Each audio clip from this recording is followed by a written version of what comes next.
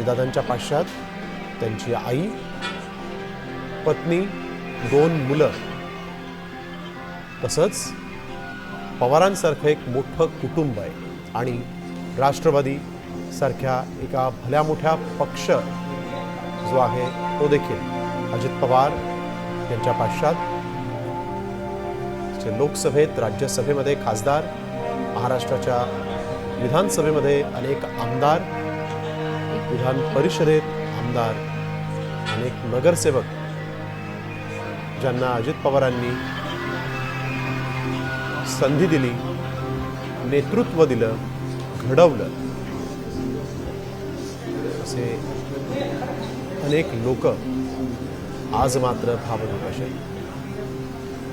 अजित पवारांच्या निधनाची ही बातमी, शरद पवारांची ही दृश्य आपण बघतोय. यावेळी शरद पवार या वाहनामध्ये बसून हात जोडून त्यांनी इथून निघालेले आहेत.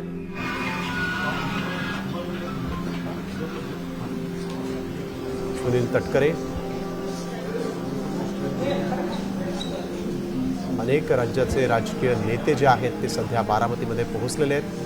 अर्थातच अजित पवार यांचा सगळ्यांशी अगदी जीवाभावाचा स्नेह संबंध राहिलेला आहे. तळागाळातल्या कार्यकर्त्यांपासून ते थेट पंतप्रधानांपर्यंत अजित पवार यांचे सलोख्याचे संबंध, आपुलकीचे संबंध राहिले. गल्लीपासून दिल्लीपर्यंत ज्या नेत्याची कायम चर्चा व्हायची, अजित पवार म्हणजे ब्रेकिंग न्यूज असं जे समीकरण जोडलं गेलं होतं, त्या अजित पवारांचं आज निधन झालं. 6 वेळा उपमुख्यमंत्रीपदाची शपथ घेणारे अजित पवार, उपमुख्यमंत्रीपदाचा 6 वेळा शपथ घेण्याचा रेकॉर्ड देखील अजित पवारांच्याच नावावर होता.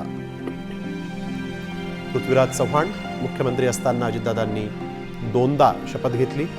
त्यानंतर महाविकास आघाडीला सोडून अजित पवार जे आहेत त्यांनी थेट देवेंद्र फडणवीस यांच्यासोबत शपथ घेतली होती.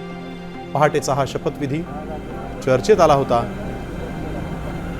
त्यानंतर अजित पवार उद्धव ठाकरे मुख्यमंत्री असताना त्यांच्या नेतृत्वात पुन्हा उपमुख्यमंत्री झाले होते.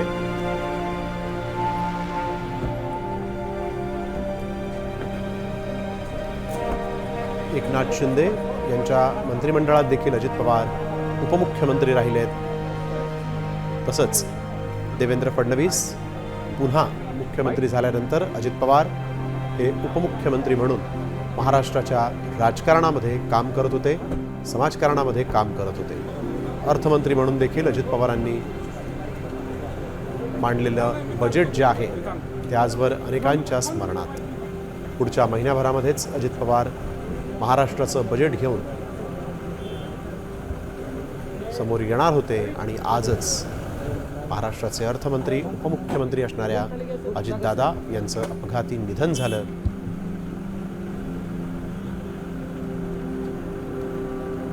ज्यावेळेस अर्धा महाराष्ट्र झोपेत होता त्यावेळेस महाराष्ट्रासाठी लढणारा हा लढवय्या नेता महाराष्ट्रातल्या मराठी जनांना सोडून इहलोकाच्या प्रवासाला निघून गेला होता. सकाळी पहाटे उठून अजित पवार हे बारामतीच्या दिशेने निघाले होते. हे तेच विमान होतं जे विमान मुख्यमंत्री वापरतात, उपमुख्यमंत्री एकनाथ शिंदे वापरतात. असं सर्व सोयीसुविधांनी युक्त असलेलं हे विमान आज मात्र अपघातग्रस्त झालं, ज्यामध्ये अजित पवारांसोबत 5 जणांचा मृत्यू झाला.